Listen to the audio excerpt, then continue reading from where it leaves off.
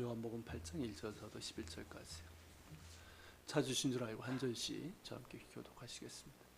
예수는 감람산으로 가시니라.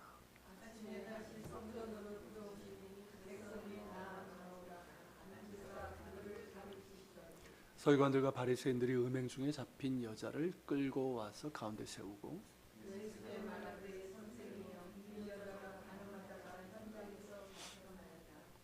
모세는 율법에 이러한 여자를 돌로 치라 명하였거니와 선생은 어떻게 말하겠나이까.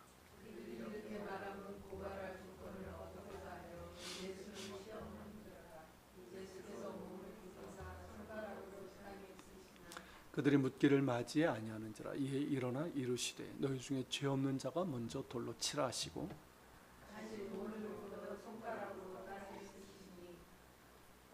그들이 이 말씀을 듣고 양심의 가책을 느껴 어른으로 시작하여 젊은이까지 하나씩 하나씩 나가고 오직 예수와 그 가운데 섰는 여자만 남았더라.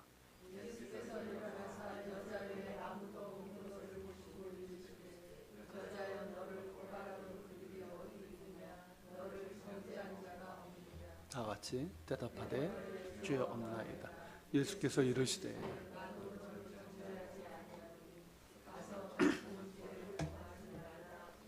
아멘. 제 세대 이상 되신 분들은 기억할 건데 예전에 TV에서 방영됐던 미국 드라마 중에 예전에 미국 드라마들이 의외로 많이 있었어요. 600남들의 사나이 이런 것도 있었고 그 중에 형사 콜럼보라는 드라마가 있었습니다. 오랫동안 2000년 초반까지 방영됐던 걸로 기억하는데 그때 참 재밌게 봤어요. 이게 생긴 건 참 어리숙하게 생겼잖아요.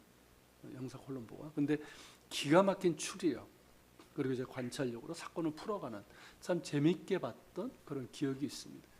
형사 콜럼보라는 그 드라마를 모르는 우리 젊은 세대들 같은 경우는 셜록 홈즈를 생각하면 될 것 같아요.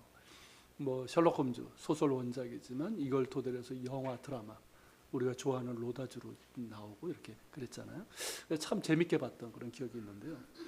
오늘 왜 처음부터 이야기를 하냐면 오늘 사건에 대해서 형사 내지는 이제 탐정과 같은 그런 관찰력을 가지고 분석해 볼 필요가 있다 생각이 들어서입니다. 이 사건은 우리가 비교적 이제 잘 아는 사건이 알려진 사건이잖아요. 너희 중에 죄 없는 자가 먼저 돌로 치라. 많이 알려진 사건이 세상 사람들도 좀 알아요. 그래서 우리가 이제 아무런 생각 없이 결론으로 들어갈 수 있는데 그 전에 이 사건에 어떤 의도가 담겨 있는지를 볼 필요가 있다는 것입니다. 자세히 살펴보면 이 사건은 의심스러운 부분이 있습니다.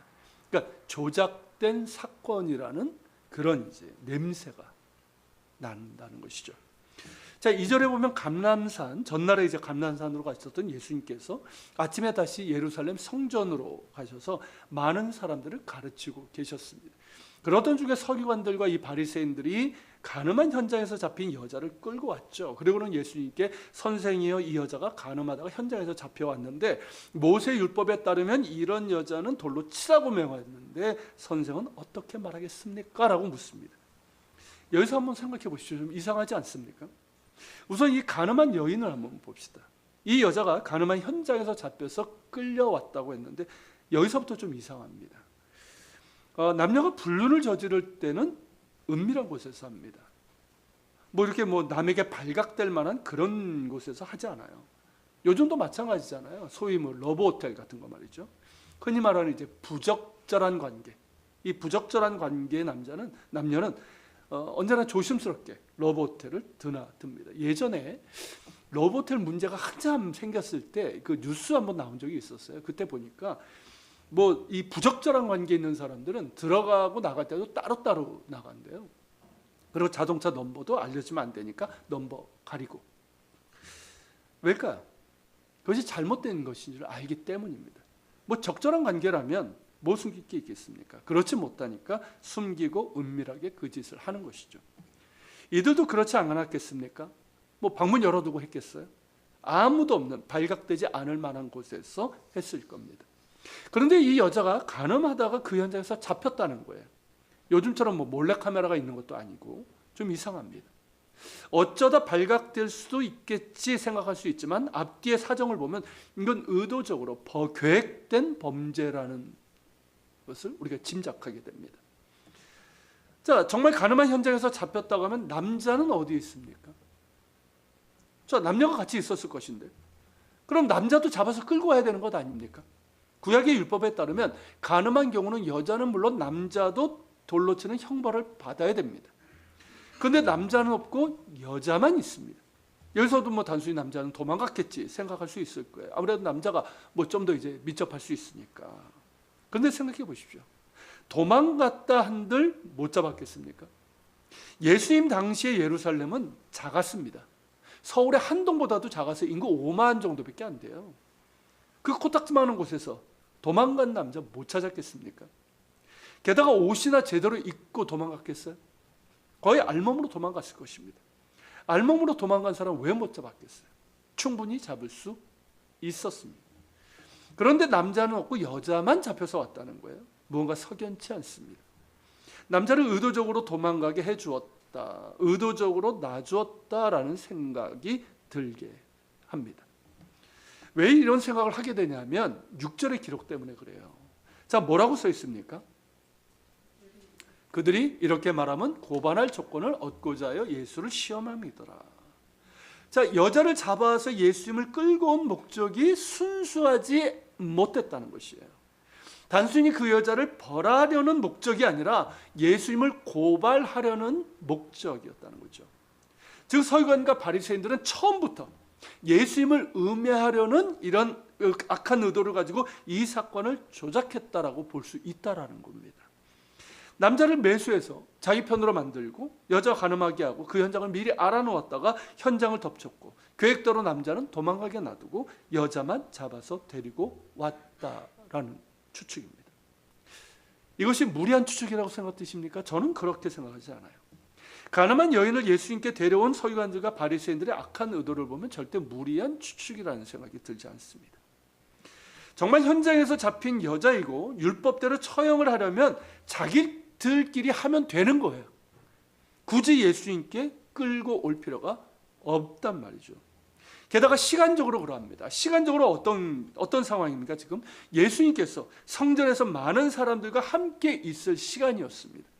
지금 시간은 많은 사람들이 보고 있는 곳에서 예수님을 궁지로 몰아넣고 죄를 뒤집어 씌울 수 있는 아주 적절한 시간이었습니다. 바로 그 시간에 가늠한 여인을 끌고 왔다는 거죠. 의도적이었다는 겁니다.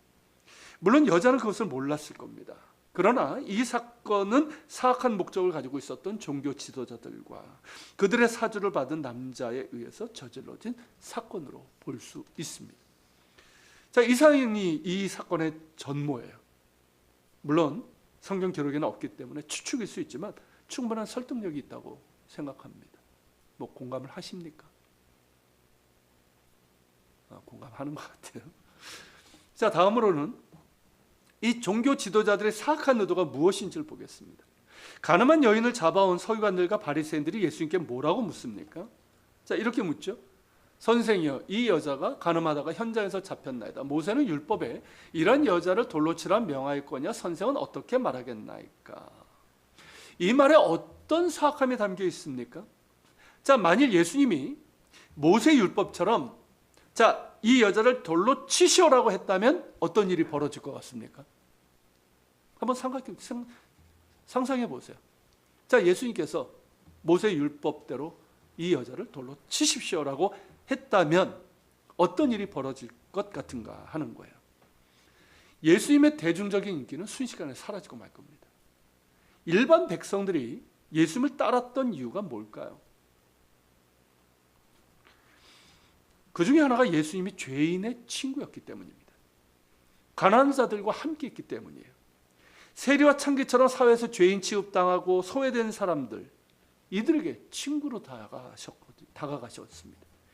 무지렁이 같은 가난한 서민들에게 하나님의 사랑과 말씀을 전해주셨단 말이죠. 그런 예수님이시기 때문에 백성들, 특히 가난하고 힘없는 백성들은 예수님을 따랐습니다. 그런데 만약 가늠한 여인을 앞에 놓고 예수님께서 이 여자는 간음죄를 저질렀으니 율법의 조항대로 돌로 치시오라고 한다면 많은 사람들이 실망하면서 예수님께 등을 돌렸을 겁니다. 뭐야? 죄인의 친구이고 가난한 자들의 벗이라고 하더니 가늠한 여인을 돌로 치라고 똑같이 얘기를 해? 이게 무슨 죄인과 가난한 자들의 친구? 당신 같은 사람을 우리는 메시아로 믿고 따를 수 없어. 이렇게 말하면서 예수님에게서 등을 돌렸을 것이 뻔합니다. 자, 백성들의 인기를 잃은 예수님을 상대하는 것 아주 쉬운 일입니다. 뭐 예나 지금이나 이 권력자들이 신경 쓰는 게 뭡니까? 여론이나 대중적인 인기입니다. 아무리 상대가 마음에 안 들어도 대중적인 인기가 있을 때는 함부로 못합니다. 과거 독재 정권 때, 우리나라 한번 생각해 보세요. 과거 독재 정권 때 김대중 전 대통령이나 함석권 선생님 같은 이런 분들 함부로 못했던 것이 그 때문이에요. 생각 같아서는 당장 없애고 싶은데 그들이 대중적인 지지를 받고 있기 때문에 함부로 할 수 없었던 거죠. 그럼에도 그 사악한 짓들을 했지만 말입니다. 지금도 그렇고요. 예수님도 마찬가지로 당시 종교 지도자들에게는 눈에 가시 같은 존재였습니다. 당장이라도 잡아서 처형하고 싶었어요. 그런데 어땠습니까? 백성들의 지지를 받고 있었기 때문에 쉽사리 그렇게 할 수 없었던 것이에요. 그런데 만약에 예수님께서 가늠한 여인을 돌로 치라고 한다면 뭐 예수님과 바리새인이랑 똑같은 거 아닙니까? 그러니까 대중적인 지지는 순식간에 사라지고 말 것이고, 그럼 그들이 원하는 대로 예수님을 잡아다가 감옥에 가두든 처형을 하든 할 수 있게 되는 것이죠. 그리고 또 하나의 가능성은 이거겠죠. 예수님께서 돌을 던지지 마시오. 이 여자 너무 불쌍하지 않소라고 하는 건데, 이 말을 했다면 어떤 일이 일어날까요? 이 여자 불쌍하니까 돌로 던지지 마시오라고 했다면, 이번엔 바리새인들이 눈에 불을 켜고 달려들어서 예수님의 멱살을 붙잡았을 거예요. 아니, 당신은 율법을 가르치는 랍비라고 하는데 어떻게 하나님의 율법을 어기는 거예요? 율법에는 분명히 이런 여자는 돌로 치라고 했는데 왜 당신은 돌로 치지 말라는 거예요? 무슨 권한으로 율법을 어기는 거예요? 라고 하면서 예수님의 멱살을 잡고 끌고 가서 자기들 마음대로 예수님을 처벌했을 겁니다. 이처럼 서기관과 바리새인들의 이 모략에는 너무나도 음흉하고 무서운 계략이 숨어 있는 거예요. 이게 만약에 이 둘 중에 하나가 된다면 예수님을 궁지에 몰 수 있고 자기들 원하는 대로 할 수 있는 거죠. 그러니까 생각해 보면 참으로 몸이 오싹할 정도로 사악한 의도가 담겨 있습니다. 사람이 얼마나 사악해질 수 있는가. 그러니까 하나님의 법을 위장해서 이렇게 사악할 수 있다는 거예요. 자, 서기관들과 바리새인들이 이런 사악한 의도를 가지고 이제 끌고 온 가늠한 여인을 예수님은 이제 어떻게 처리하십니까? 사람들에게 이렇게 물으시죠. 너희 중에 죄 없는 자가 먼저 돌로 치라. 그러고 나서 여인에게는 나도 너를 정죄하지 아니하노라 라고 하십니다. 이 대목에서 우리는 언뜻 예수님께서 죄를 너무 가볍게 처리하시는 듯한 느낌을 갖게 됩니다. 예수님은 분명히 여자가 저지른 죄에 대해서 아셨습니다. 뭐 그분이 하나님이시기에 모를 리가 없으시죠. 그렇다면 적어도 이 여자를 다루실 때 용서는 해 주시더라도 몇 마디는 따끔하게 말씀하셨어야 되는데 그저 나도 너를 정죄하지 아니하노니 다시는 죄를 짓지 말라. 이렇게만 말씀하셨단 말이죠. 언뜻 보면 예수님께서 이 죄를 가볍게 다루시는 듯한 느낌이 듭니다. 그래서인지 이 이야기를 가지고 기독교의 핵심을 오해하는 사람들이 있어요. 뭐라고 하냐면 예수님께서 이 여자의 죄에 대해서 관대히 대했고 죄를 묻기보다는 위로하고 용서하셨다는 겁니다. 그래서 기독교의 본질은 죄의 책망이나 회개의 촉구가 아니라 용서라는 거예요. 묻지도 말고 덮어주고 무조건 용서하는 것이 기독교의 본질이다라고 말입니다. 자꾸 죄를 들춰내거나 회개하라는 말은 이제 그만하라는 겁니다. 그런데 정말 그렇습니까? 기독교의 본질, 즉 예수님께서 우리에게 보여주신 것이 죄의 책망이나 회개보다는 무조건적인 용서입니까? 그래서 우리도 사람들의 죄에 대해서 너그럽게 관용하는 자세를 가져야 됩니까? 그리고 나의 죄에 대해서도 관용하는 그런 자세를 가져야 되는 겁니까? 그래야지만 그것이 기독교이고 예수님의 정신을 따르는 겁니까? 어떻게 생각하세요? 요즘 한국교회에 보면 이런 모습 너무 많습니다. 이런 생각들이. 미국에 존 업다이크라고 하는 언론인이 이렇게 말한 적이 있대요. 마음에서 끓어오르는 이 음욕, 성욕이 아니에요. 음욕이에요. 이 간음, 음욕은 마치 입속에 있는 침처럼 자기도 모르게 솟아나는 욕망과 같은 것이다. 이것을 가지고 사악하다거나 죄가 된다고 생각하는 그런 사고방식은 현대인의 귀에는 너무 생소하고 어울리지 않는다. 쉽게 말하면 성적인 죄들, 그것이 이제 행동이든 뭐예요? 관음증이라고 그러죠. 이거든. 그런 것들에 대해서 그럴 수도 있지, 그런 것 가지고 죄 운운하냐, 그냥 이해하고 넘어가는 관용의 태도를 가져야 된다, 이 뜻입니다. 그리고 언젠가 타임지 커버 스토리에 성적인 부정은 유전적인 것이다, 이런 타이틀이 실린 적이 있답니다. 그 글을 쓴 사람의 주장은 뭐냐면, 마음으로든 행동으로든 간음을 범하는 것은 인간의 유전자 때문이라는 거예요. 그래서 내가 간음을 범해도 그것은 내 탓이 아니라 선천적으로 타고난 유전자 때문에 그런 일이 일어난 것이기 때문에 그것을 누구의 탓으로 돌릴 수 없다는 겁니다. 성적인 부정을 저질러도 그것은 내 탓이 아니라 누구 탓? 내 안에 프로그램화되어 있는 유전자 때문이라는 거예요. 그러니까 나는 죄를 범한 것이 아니다라는 주장이에요. 말도 안 되는 주장이죠. 하지만 이런 사고가 서구의 많은 지성인들, 젊은이들 가운데 만연되고 있고요. 우리 사회도 그 풍조가 확산되고 있습니다. 이런 풍조가 확산된 데는 인간 본성의 이 부패가 근본 원인이 있지만, 서구 교회에서 죄의 관용에 대한 잘못된 생각을 심어 놓은 그 원인도 있습니다. 분명한 사실은 예수님은 죄를 결코 가볍게 다루고 있지 않다라는 것입니다. 예수께서 사람들에게 뭐라고 말씀하십니까? 너희 중에 죄 없는 자가 먼저 돌로 치라. 여기서 말씀하고 계시는 이 죄 없는 자는 우리가 일반적으로 생각하는 그런 죄가 없는 자를 말하는 것이 아니에요. 사람의 몸을 입고 죄가 없는 분은 예수님밖에 없습니다. 예수님께서 여기서 말씀하시는 죄는 뭐냐면 간음죄를 말하는 거예요. 이 여자처럼 간음죄를 범한 일이 한 번도 없는 사람을 말합니다. 그것이 행동이든 마음으로든 말입니다. 생각으로든 말이에요.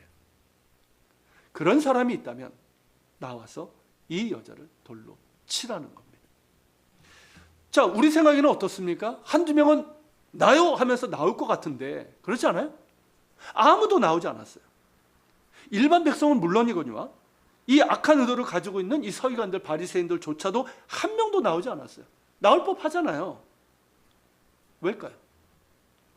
만약에 예수님이 아닌 다른 사람이 그랬다면 어땠을까요? 다른 사람이 야, 너희들도 똑같은 짓을 했으면서 뭔 소리야? 너희들도 간음죄를 저질렀잖아. 너희도 속으로 그런 마음 품고 있잖아. 죄를 안 졌으면 돌로 쳐봐 라고 했다면 어땠을까요? 우리 중에 한 사람이. 네? 뭐야 이건? 그죠? 네가 뭔데? 네가 뭔데? 우리가 뭐 간음하는 거 봤어? 너는 얼마나 깨끗한데 그래? 그러면서 멱살 잡히고 아마 같이 돌 맞았을 거예요. 그런데 사람들은 예수님의 말씀을, 그 말을 듣고 어땠습니까? 아무도 나서는 사람이 없었어요. 왜일까요? 그 이유는 예수님에게서 하나님의 위엄과 영광을 보았기 때문입니다.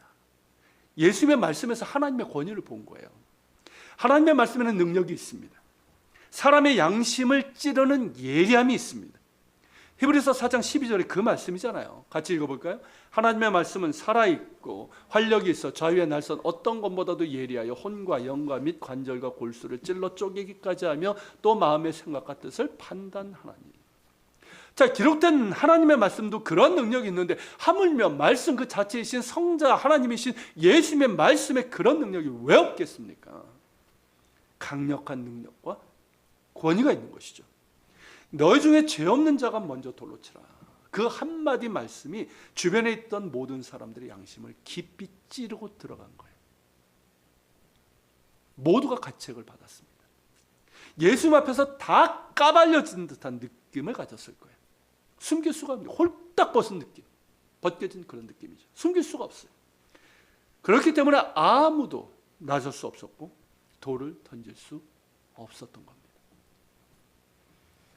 예수님의 말씀 앞에서 양심의 가책을 받은 사람들은 다 떠났습니다. 이제 예수님과 가늠한 여자만 남았어요. 예수님은 그 여자를 보시고 물으셨습니다. 여자야, 너를 고발하던 그들이 어디 있느냐? 너를 정죄 한 자가 없느냐? 여자가 아무도 없습니다 라고 대답했을 때 예수님께서 이렇게 말씀하셨습니다. 나도 너를 정죄하지 아니하노니. 여러분, 이 말씀은 사람들이 오해하는 것처럼 결코 죄를 가볍게 다루시는 말씀이 아닙니다. 이 말씀은 십자가를 앞두고 계신 주님께서 하신 말씀이에요. 나도 너를 정죄하지 아니하노라. 이 말씀에는 여자여, 네가 범한 죄는 결코 용서받지 못할지어다. 율법에도 너같이 죄를 범하는 자는 돌로 쳐서 죽이라 하셨다. 그러나 내가 너를 대신해서 돌을 맞아. 내가 너의 죄를 짊어지고 대신 죽으마. 그러니 따라 안심하라. 내가 너를 용서하노라. 이 의미가 담겨 있는 말씀입니다. 결코 죄를 가볍게 다루시는 것이 아니에요. 죄를 용서받는 쪽에서는 어떨까요? 이럴 수가 할 정도로 너무나 쉽게 용서를 받았다고 생각이 되겠지만, 용서하는 쪽에서는 목숨을 걸고 한 용서입니다. 여자는 너무나 쉽게, 정말 희한한 방법으로 용서를 받았지만, 용서하시는 예수님은 자기의 생명을 담보로 용서하신 거예요. 이것이 어떻게 쉽게 용서하신 것이고 어떻게 죄를 가볍게 다룬 것이라 할 수 있겠습니까? 예수님께서 사람들에게 너희 중에 죄 없는 자가 먼저 돌로 치라고 말씀하시기 전후에 2번 땅에 굽혀서 글을 쓰셨다라고 합니다. 사람들이 여기에 관심을 많이 갖는 것 같아요. 그래서 책도 나왔어요. 땅에 쓰신 글씨라고. 근데 뭐라고 쓰셨는지는 알 수가 없습니다. 기록되어 있지 않습니까? 예전에 제가 부교육자로 섬기던 교회에서 부흥회 강사로 오신 어느 목사님이 이 본문을 가지고 설교를 하시는데, 예수님께서 노예 계약서를 쓰신 것이다 라고 얘기를 해요. 그래서 노예 계약서를 이렇게 쓰시고, 2번째 계속했을 때는 노예 계약서를 파기하셨다는 거예요. 그러니까 죄의 노예가 된 이 여인의 상태를 보여주시는 것이라, 그런 해석으로 나름 설득력 있는 해석입니다. 그리고 그 외에도 몇 가지 해석들이 있어요. 근데 저는 예수님께서 땅에 쓰신 글씨가 무엇인가 하는 것보다는 예수님의 행동 자체에 주목하게 됩니다. 생각해 보십시오. 예수님께서 이 몸을 굽히셨다는 것은요, 대단히 위험한 행동이에요. 자체 몰매를 맞을 수 있는 자세입니다. 여자는 분명히 어땠을까요? 땅바닥에 지금 패댕겨져 있는 상태예요. 꿀려 있는 상태입니다. 그런데 예수님께서 몸을 굽히셨다면 여자에게 던지는 이 돌이 동시에 예수님을 향해 던지는 돌이 될 수가 있습니다. 특히 2번째, 너희 중에 죄 없는 자가 먼저 돌로 치라 하시고 또다시 몸을 굽히셨단 말이죠. 이때는 더욱더 그러합니다.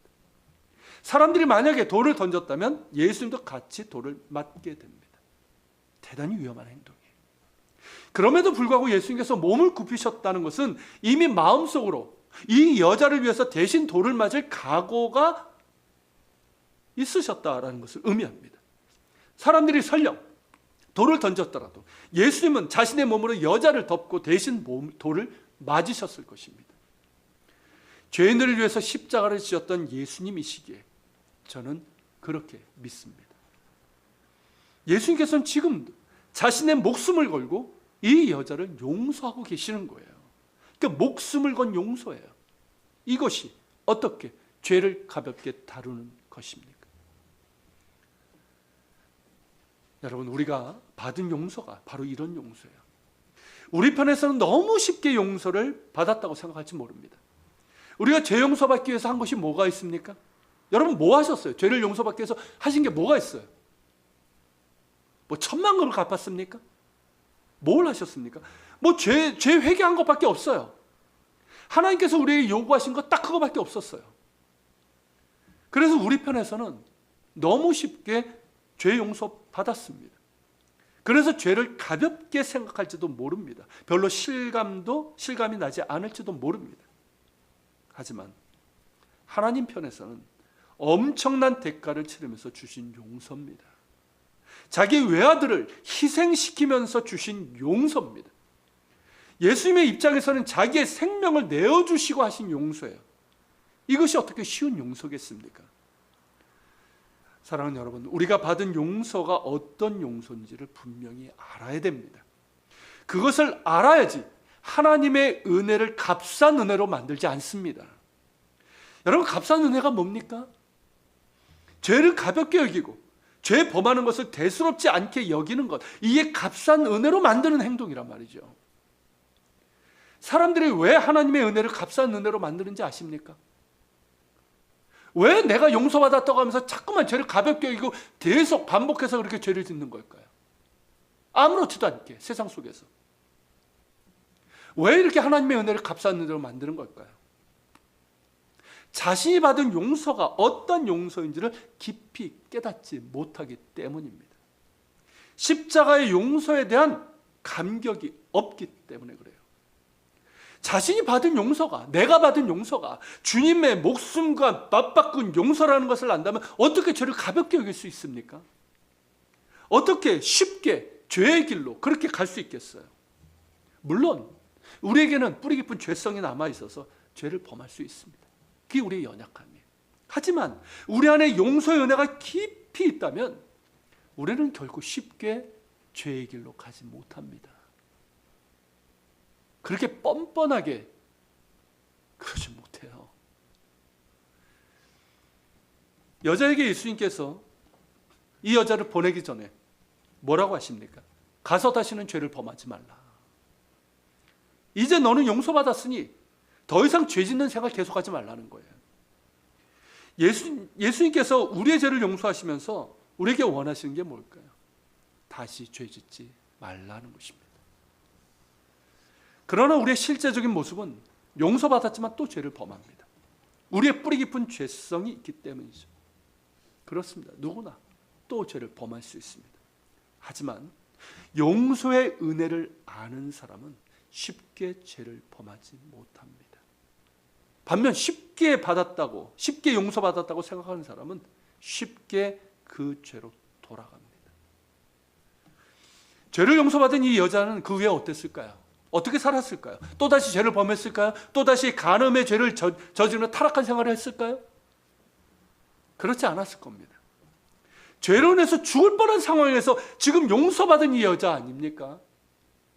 죽을 뻔한 그 상황에서 지금 살아난 거예요. 용서받은 거예요. 그 이후로도 이 여인은 이 사실을 잊지 못했을 겁니다. 이 은혜를 잊지 못했을 거예요. 자신의 마음 가운데 죄를 범하고자 하는 유혹이 들었겠죠. 당연히. 하지만 여자는 목숨을 걸고 자기를 용서해 주신 예수님을 기억했을 것입니다. 아마도 이 여자는 그 이후로 예수님의 뒤를 따랐을 것입니다.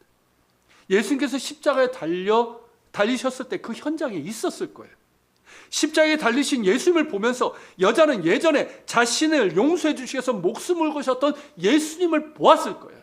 기억했을 거예요. 그러면서 십자가에 달리신 이건 역시 나의 죄를 용서해 주시기 위한 것임을 깨달았을 것입니다. 이 여자는 자신의 죄를 대신해서 십자가에 못 박혀 죽으신 예수님의 은혜를 잊지 못했을 것입니다. 그 은혜를 아는데 어찌 똑같은 죄를 범할 수 있겠습니까? 결국 은혜입니다. 은혜예요. 하나님의 은혜, 예수 그리스도의 은혜가 나의 영혼을 사로잡으면 죄 짓는 생활로 돌아가지 못합니다. 십자가의 은혜가 나의 영혼을 지배하면 더 이상 죄 짓는 곳으로 다시 돌아가지 못합니다. 내가 용서받기 위해서 하나님의 아들이 죽으셨다는 이 엄청난 사실을 마음에 인정하고 받아들이는 사람은 죄 짓는 생활로 쉽게 돌아가지 못해요. 설령 죄를 지어도 어떨까요? 곧바로 자신의 범죄함을 아파하게 됩니다. 죄를 범할 수 있어요. 우리의 연약함 때문에. 하지만 정말 그 용서의 은혜, 하나님의 은혜가 깊이 있는 사람은 어떨까요? 자신의 범죄함을, 연약함을 아파합니다. 그래서 십자가 앞에 나아가서 진심으로 회개하게 되는 거예요. 그리고 자신의 연약함을 주께 아뢰면서 긍휼하심과 도우심을 구하게 됩니다. 그런 사람에게 주님께서 성결의 영을 더해 주시는 거예요. 죄를 이길 수 있는 거룩의 능력을 더해 주시는 거예요. 긍휼하심과 때를 따라 돕는 은혜를 더해 주시는 거예요. 그래서 죄를 이길 뿐만 아니라 하나님께서 원하시고 기뻐하시는 삶을 살아갈 수 있게 되는 겁니다. 여기까지 나아가야 되는 거예요. 여기까지. 단지 죄를 짓느냐, 이 문제를 뛰어넘어서 적극적으로 하나님께서 원하시고 기뻐하시는 삶을 살아가는 가운데 열매 맺고 하나님께 영광 돌리는 삶을 살아가는, 여기까지 우리가 나아가야 되는 겁니다. 결국 은혜입니다. 나 같은 죄인 용서하시고 살리신 예수님의 은혜, 십자가의 그 사랑을 깊이 알아야 되고요, 그 은혜 가운데 거하면서 더 깊이 주의 은혜를 알아가고 그 은혜에 힘입어서 거룩한 삶을 살아가고 그 은혜에 힘입어서 하나님께서 기뻐하시는 믿음과 순종의 삶, 사랑과 섬김의 삶, 예수님을 닮아가는 삶을 살아가야 하는 겁니다. 이를 은혜의 지배라고 할 수가 있습니다. 은혜의 지배. 우리는 예전에 어떤 사람들이었습니까? 죄의 지배를 받았던 사람이에요. 그죠? 달리 말하면 옛사람의 지배를 받았어요. 썩어져가는 구습을 쫓는 옛사람의 지배를 받았습니다. 죄의 지배 가운데 있었어요. 그랬던 내가 이제는 예수 그리스도의 십자가의 은혜로 말미암아 거듭나 은혜의 지배를 받게 된 겁니다. 할렐루야. 죄가 나를 지배할 때는 어땠습니까? 생각하는 것이나 행하는 것이 다 하나님을 거역하고 죄를 짓는 것이었어요. 그러나 이제는 은혜가 나를 지배하기에 죄를 이기고 하나님이 기뻐하시는 삶을 살아갈 수 있게 되는 것이죠. 예수 그리스도의 은혜가 우리를 지배하기를 소망합니다. 그 은혜 가운데 더욱 깊이 들어갈 수 있기를 바랍니다. 그래서 그 은혜가 우리의 심령을 채우고 새롭게 하고 그 은혜가 우리의 생각과 말과 행동, 우리의 전 인격을 지배하는 그런 우리 모두가 될 수 있기를 소망합니다. 날마다 십자가 앞으로 나아가십시오. 특별히 사순절인데 반복되는 그런 절기가 아니라 새롭고 깊게 다가오는 사순절이 될 수 있도록 날마다 십자가 앞으로 나아가고, 그래서 십자가의 은혜를 마음 깊이 인식하고 받아들이는 은혜가 있기를 바랍니다. 나의 죄를 용서하시기 위해서 목숨을 내어놓으신 예수 그리스도의 은혜가 우리의 심령을 충만히 채우고 지배하기를 소망합니다. 그래서 그 은혜가 우리를 날마다 새롭게 하시고 주님 닮은 사람으로 변화시키는 능력으로 임하기를 소망합니다. 그래서 어떤 경우에도 또다시 죄가 나를 지배하지 못하게 하고 오직 은혜의 지배 가운데 하나님께서 기뻐하시는 거룩과 순결의 삶, 믿음과 순종의 삶, 용서와 사랑과 섬김의 삶, 먼저 하나님의 나라와 의를 구하는 삶을 살아갈 수 있길 바랍니다. 그리고 무엇보다 우리의 전 인격에서 예수님을 닮아가는 열매가 있기를 주의 이름으로 축원합니다. 자, 우리 같이 찬양 드리고 같이 말씀 기억하면서 기도하는 시간을 가집시다. 나 주님의 기쁨 되기 원하네. 이 찬양 드리고 같이 말씀 기억하면서 기도하겠습니다.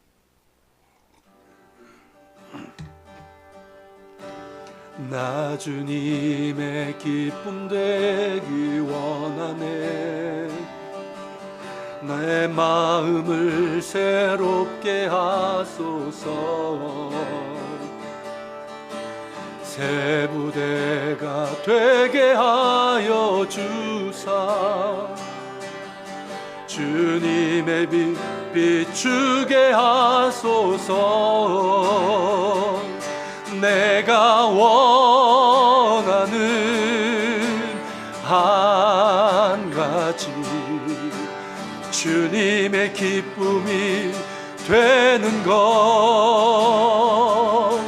내가 원하는 한 가지 주님의 기쁨이 되는 것. 겸손히 내 마음 드립니다. 나의 모든 것 받으소서.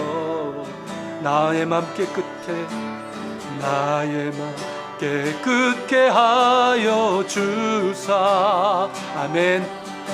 주의 길로 행하게 하소서. 내가 원하는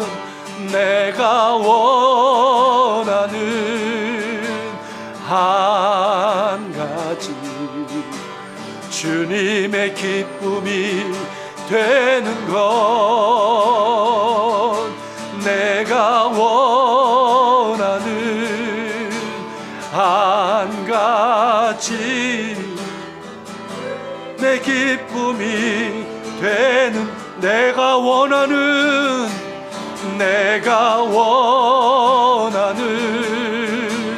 한 주님의 기쁨이 되길 원합니다. 기쁨이 되는 것, 내가 원하는 한 가지 주님의 기쁨이 되는 것. 우리 기도할 때 그렇게 기도합시다. 하나님, 죄의 지배를 받은 나를 은혜의 지배에 있게 하신 주님, 주의 은혜, 주님 내 안에 깊이 새겨지게 하여 주옵소서. 십자가의 은혜가 내 안에 깊이 인식되고 받아들이게 하여 주시어서 주님, 주의 은혜가 나를 지배하게 하시고 나의 심령을 채우며 나를 새롭게 하시고 주님 닮은 사람으로 변화시켜 주시옵소서. 말씀 기억하며 같이 기도하며 나아갑시다. 사랑하는 주님, 이 시간 기도하며 주님 앞에 나아가며 거룩하신 주님 자신을 주시기를 원합니다. 그렇습니다. 주님, 주의 지배를 받았던 내가 이제 아버지의 은혜의 지배를 받게 됩니다. 살아계신 주님, 더욱더 아버지의 은혜의 지배 가운데 있길 원합니다. 십자가의 은혜, 하나님의 은혜, 예수 그리스도의 그 사랑이 내 안에서 아버지 하나님 온전히 깨달아지게 하여 주시고 그 은혜가 아버지 하나님 내 안에 깊어지길 원합니다. 그래서 아버지 하나님 그 은혜에 대한 감격 있게 하여 주시고 그 은혜에 대한 감사가 있게 하시고 그 은혜가 있기 때문에 아버지 죄를 이길 수 있고 은혜의 지배를 받기 때문에 이제 더 이상 아버지 하나님 죄의 길로 돌아가지 아니하고 옛사람의 지배를 받지 아니하고 환경의 지배를 받지 아니하고 이제 아버지 하나님 오직 아버지 은혜의 지배를 받아 정말 내 심령이 새로워지며 내가 변화되며 내 아버지 하나님 생각과 내 아버지 하나님 말과 행동이 아버지 주님 기뻐하시는 그런 아버지 하나님 삶으로 나아가며 그렇게 아버지 하나님 예수 닮은 열매를 맺어갈 수 있는 우리가 되길 원합니다. 주님 다스려 주소서. 우리 아버지의 생각을 다스려 주시고 우리의 아버지의 마음을 다스려 주시고 우리의 삶을 다스려 주시길 원합니다. 주님 원합니다. 주의 은혜가 우리를 지배하길 원합니다. 주의 은혜가 나를 다스려 주시길 원합니다. 주님 시작하게 하시고 주의 뇌에 주시옵소서. 거룩하신 주님께 주의 뇌에 주시길 원합니다. 사랑하는 주님